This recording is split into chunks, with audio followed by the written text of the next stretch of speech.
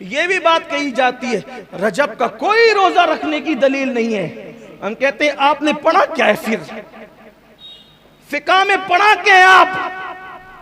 फिर मुझे तकलीफ होती है तो मैं थोड़े सख्त जुमले कहता हूं। पढ़ने गए थे या छेड़खानियां करने गए थे? क्या करने गए थे आप? मुझे तकलीफ होती है इस पर। रजब में कोई रोजा रखना साबित नहीं है।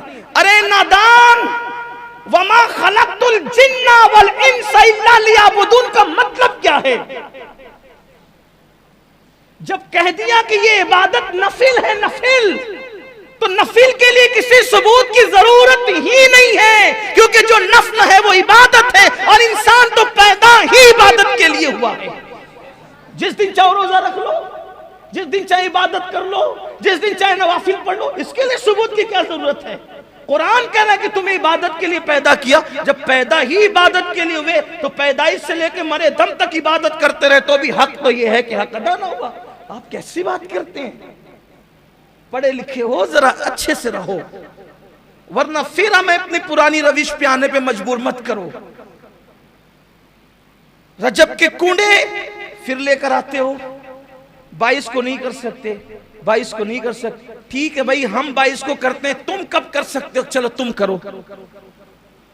तुम कहते हो ना 22 को नहीं कर, तुम करो ना, कब कर सकते हो?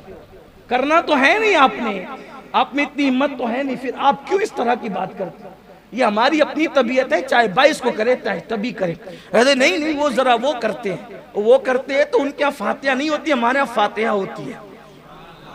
उनके यहाँ सहाबा को गालियां दिया जाता है, हमारे यहाँ फातिहा में अहले बैत के नाम के साथ सहाबा के नाम भी पढ़े जाते हैं।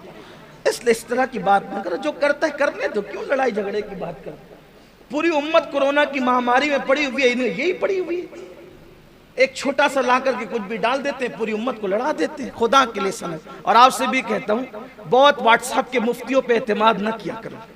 थोड़ा जरा अपने बुजुर्गों को भी देखो, थोड़ा सा जरा मजबूत बनो। थोड़े से में आप जो है वो ढीले ढाले हो जाते हो।